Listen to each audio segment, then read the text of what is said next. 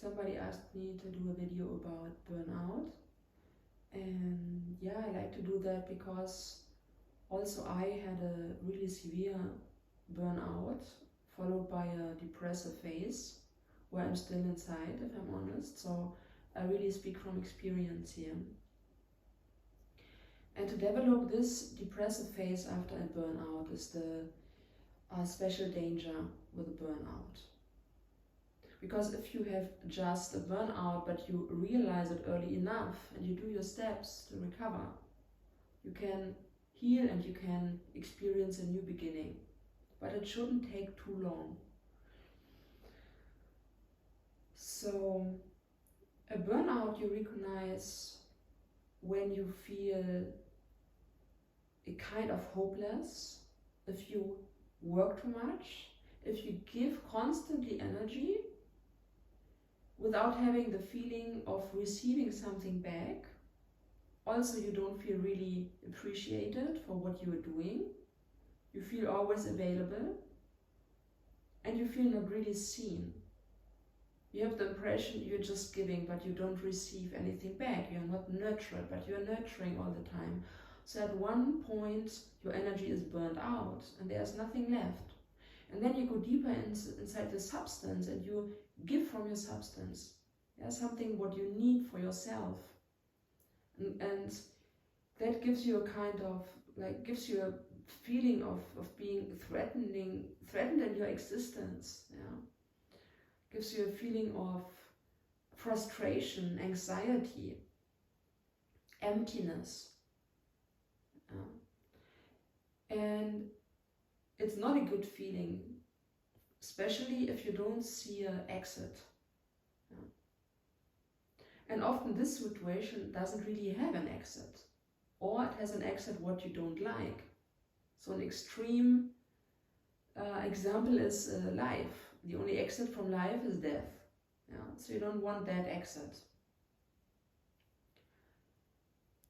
Also, maybe you don't want to quit your job. If you work too much and the exit would be to quit your job, you don't want to do it because from what can you live then? You will not have any money. So there will be a lot of fear to provide for yourself and your family, for example. So what can you do?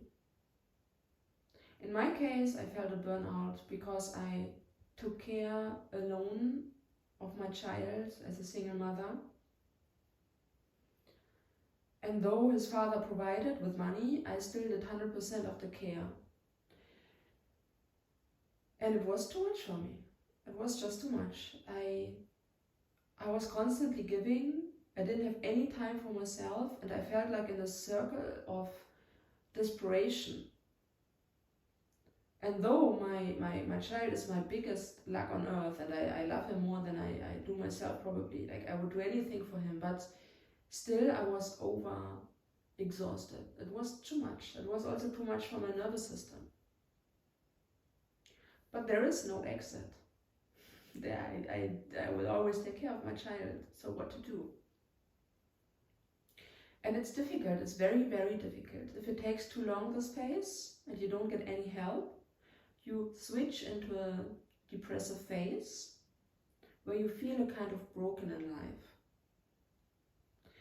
And then anything what happens in your life can bring it to the top. Yeah? Maybe you were so healthy before your burnout that if there's something, you smile about it or it doesn't really touch you. But when you have a burnout or depressive phase, everything what happens makes you cry, makes you scream. You're just done with your patience. That's it. So yeah, you're in that circle. You don't know how to get out. You feel also anger. Anger because there's nobody who sees you and appreciates you with your work. Maybe you are underpaid on the top. And then, yeah, you quit in a way. Yeah? You quit with your dreams, with your visions in life. And that would be a pity. Yeah? That's why I always say, of course, there are things you can do against the burnout. You can, for example, go for walks, you can do some sports, you can take more breaks, you can talk with your boss and say you want to do half-time work, or yeah, you can do steps in every situation normally. Yeah, you can ask for help, so you can talk about your situation with others and do little steps. Yeah. But this is often not enough anymore, because your life needs another direction. You need a deep, deep healing of your soul. Because if you are too long in that burnout or depressive phase, and you gave too much energy, you feel too damaged, yeah, and you lost the joy in life, nothing can really make you enjoy anything anymore, yeah. And you cry a lot, in the best case, yeah. So what I always say and what I notice with myself is the will, yeah, the power of our will, and the power what comes with us to manifest our life the way we deserve. It's about the will for flowering, yeah, to feel good, to change the setting in your life. And this will not happen from today to tomorrow, but you can give your life a new direction. It's about giving your life a new direction. If you feel anger towards a person for years, yeah, even if that person didn't change and you are angry, try to switch into love. Yeah?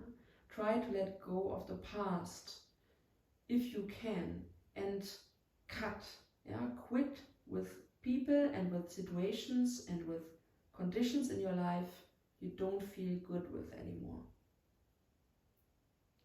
If you are in a really bad relationship, quit it and go on no contact, yeah? Like, leave people and situations behind that don't serve you anymore. And with that also, stone will fall from your heart, will give you deep healing. Yeah? And then step by step change your setting. Do all the steps I said before with walks and healthy nutrition, everything. Everything is part of that. But the most important is your will to not give up, your will to nurture yourself, your will to live the qualities and the values that define you as your highest being, the highest truth inside you. Live that and you will feel your self-worth. Yeah? And then follow your truth.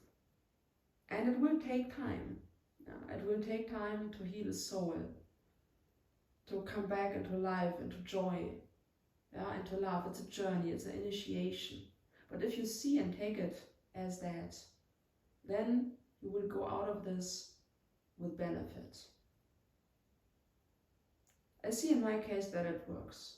I'm not out of it, but I see the light now. Yeah, I can see that I'm on my track.